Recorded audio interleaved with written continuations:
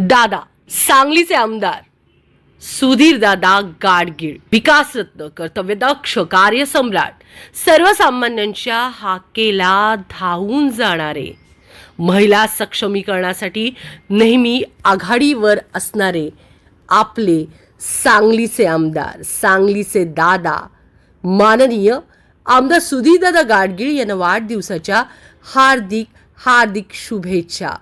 शुभेच्छुक messrs Purushottam Narayan Gadgil, सराफ आणि झवेरी.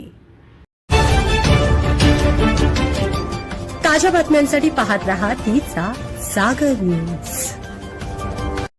पार्थ पवारांची खासदारकी धोक्यात, तटकरेंबाबतचे ते पत्र सुनेत्रा पवार मागे घेणार. महत्त्वाची अपडेट समोर.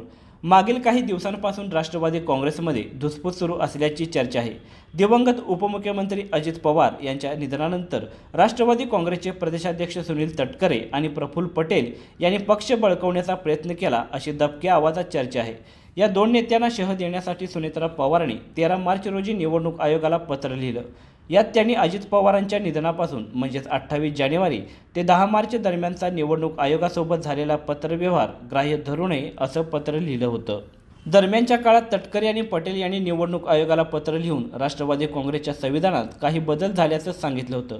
राष्ट्रवादीच्या अध्यक्षांएवढेच अधिकार कार्याध्यक्षांना म्हणजेच प्रफुल्ल पटेल यांना आहेत असा उल्लेख त्या पत्रात करण्यात आला होता. मात्र सुनेत्रा पवारांनी राष्ट्रवादीच्या राष्ट्रीय अध्यक्षपदांची सूत्र हाती घेताच निवडणूक आयोगाला पत्र लिहिलं होतं. 28 जानेवारी ते 10 मार्चमधील पत्रव्यवहार ग्राह्य धरू नये असं त्यांनी पत्रात म्हटलं होतं.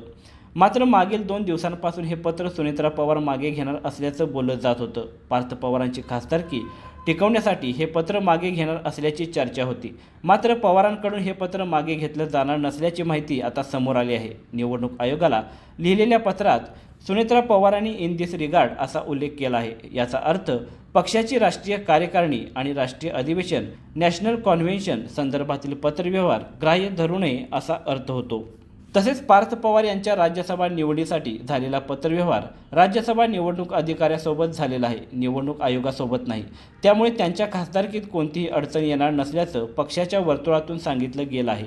त्यामुळे सुनेत्रा पवार यांनी निवडणूक आयोगाला दिलेले पत्र मागे घेतलं जाणार नाही. अजित पवार यांच्या राष्ट्रवादी काँग्रेस पक्षातील मोठ्या नेत्याने याबाबतची माहिती दिली आहे.